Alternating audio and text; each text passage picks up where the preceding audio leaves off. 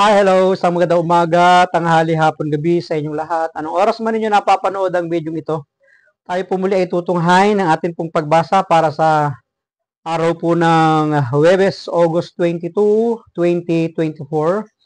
Hahangin natin ang mabuting balita sa Ebanghelyo ni San Lucas, ang Kabanata 1, mga talatang 26 hanggang 38. Noong panahong iyon, ang Anghel Gabriel ay sinugo ng Diyos sa Nazareth, Galilea, sa isang dalaga na ang pangalay Maria.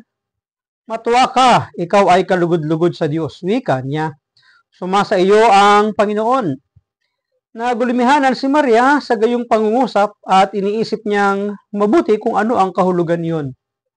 Kaya sinabi sa kanya ng anghel, huwag kang matakot, Maria, sapagkat kinalulugdan ka ng Diyos. Makinig ka, ikaw ay maglilihi at manganganak ng isang lalaki at siya'y tatawagin mong Jesus. Paano mangyayari ito gayong ako'y dalaga? Tanong ni Maria. Sumagot ang anghel, bababa sa iyo ang Espiritu Santo at lililiman ka ng kapangyarihan ng kataas-taasan, kaya't banal ang ipanganganak mo at tatawaging anak ng Diyos. Natatandaan mo ang iyong kamag-anak na si Elizabeth? Alam ng lahat na siya'y baog, ngunit naglihi siya sa kabila ng kanyang katandaan, at ngayon ika-6 na buwan na ng kanyang pagdadalang tao, sapagkat walang hindi mapangyayari ang Diyos. Sumagot si Maria, ako'y alipin ng Panginoon, mangyari sa akin ang iyong sinabi, at nilisan siya ng anghel. Pagpalain po ng Diyos ang pagbabasa ng kanyang mabuting balita. Ang refleksyon or pagsasadiwa ay hahangin po natin sa Aklat ng Simbahay taong 2024. Makinig ka, ikaw ay maglilihi at manganganak ng isang lalaki, at siya'y tatawagin mong Jesus. Ito ang mga kataga at pahayag ng anghel kay Maria nang ipaalam sa kanya ang magiging plano ng Diyos at siya ang magiging daluyan, ang magiging ina sa pagkakatawang tao ng salita, ang ating Panginoong Jesucristo. At sinasabi na siya'y dapat makinig. Hindi lamang siya dapat makinig, kundi dapat sundin at matupad sa kanya ang ipinagagawa ng ating Panginoon. Ayon sa isang guro, ang alay ng Diyos ay paraiso, ngunit ang kadalasang pinipili natin ay piraso. Kaya tayo ay nagkakapira-piraso. Okay, ito, maganda yung pagkakabanggit niya.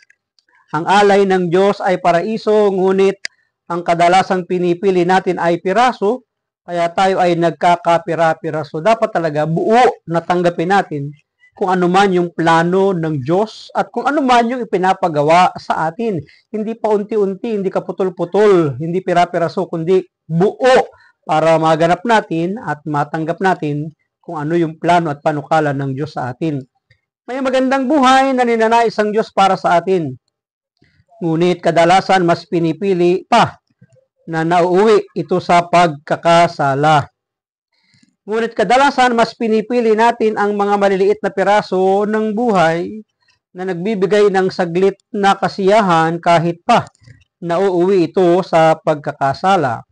Nasasayang ang magandang handog ng Diyos, pero kahit matigas ang mga ulo nila, ang mga ulo natin, hindi pa rin tayo, hindi pa rin sila pinababayaan ng ating Diyos.